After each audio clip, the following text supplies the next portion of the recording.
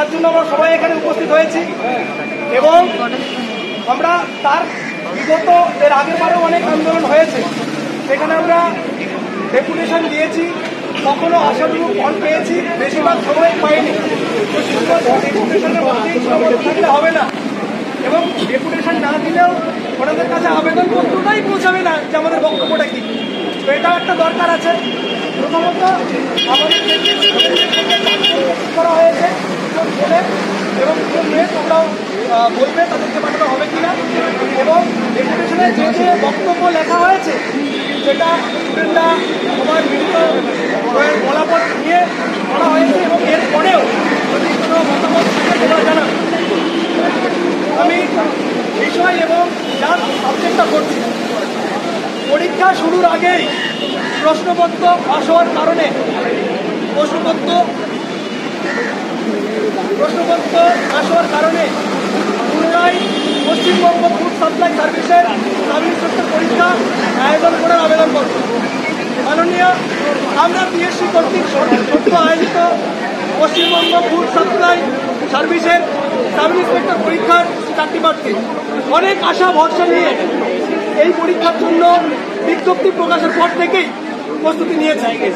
Public service কমিশনের তরফ থেকে আয়োজিত পশ্চিমবঙ্গ ফুড সাপ্লাই সার্ভিসের সাব ইন্সপেক্টর পরীক্ষা গত 16 এবং 17 মার্চ এই দুদিনে মোট 6টি শিফটে নেওয়া হয়েছে, কিন্তু কোনো শিফটের পরীক্ষা চলাকালীন কোনো শিফটের পরীক্ষা শুরুর আগে ফেসবুক, হোয়াটসঅ্যাপ, টেলিগ্রাম এবং বিভিন্ন সমাজ মাধ্যমে ছড়িয়ে পড়েছে পরীক্ষার প্রশ্নপত্র এবং সম্ভাব্য উত্তর সমূহ।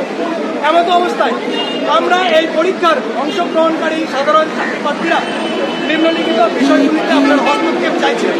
পিএসসি কর্তৃক পয়েন্টগুলো আমি বলছি। পিএসসি কর্তৃক আয়োজিত ফুড সাপ্লাই সার্ভিসের সাব ইন্সপেক্টর পরীক্ষায় অবিলম্বে বাতিল করা, পরীক্ষা বাতিল হওয়ার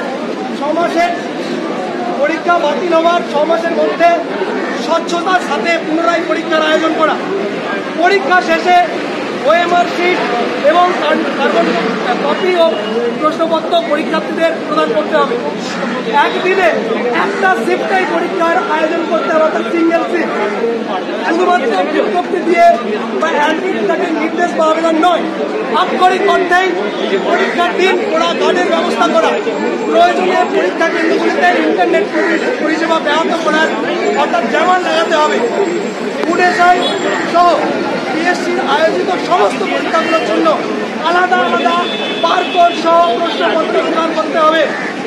প্রশ্ন ফাঁসের সঙ্গে যুক্ত এমন সকলের বিরুদ্ধে কড়া পদক্ষেপ এবং পরীক্ষায় অসৎ অবলম্বনকারী সকল পরীক্ষার্থীদের বিরুদ্ধে দৃষ্টান্তমূলক সাজা চাই। পরীক্ষা সেন্টারে সিসিটিভি লাগাতে হবে, মেটাল ডিটেক্টর ইউজ করতে দিতে হবে, অর্থাৎ মেটাল ডিটেক্টর ইউজ করাতে হবে যারা যারা সিকিউরিটি চেক করবে। এবং পিএসসির বছরে যেমন বিভিন্ন সেন্ট্রাল এক্সামে হয় সেরকমই এক্সাম ক্যালেন্ডার প্রকাশ করতে হবে যে কখন কোন মাসে কোন পরীক্ষা হবে। তো এইগুলো আমাদের মূলত ডেপুটেশনে আজকের আমাদের দাবি দেওয়া এবং তোমাদের বক্তব্য।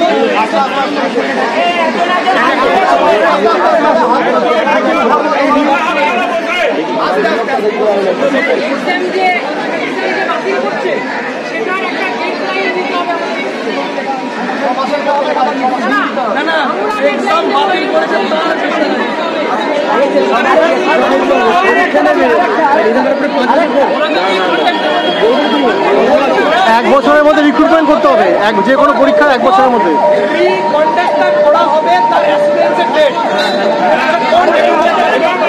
যে কোনো পরীক্ষার 1 বছরের মধ্যে রিক্রুটমেন্ট কমপ্লিট করতে হবে প্রসেসটা। হ্যাঁ, 1 বছরের মধ্যে রিক্রুটমেন্ট করতে হবে। 1 বছরের যে কোনো এক্সামের 1 বছরের মধ্যে। হ্যাঁ হ্যাঁ হ্যাঁ, নিয়োগ নিয়োগ নিয়োগ নিয়োগ ফুল প্রসেস। এরপর হ্যাঁ ওইটাই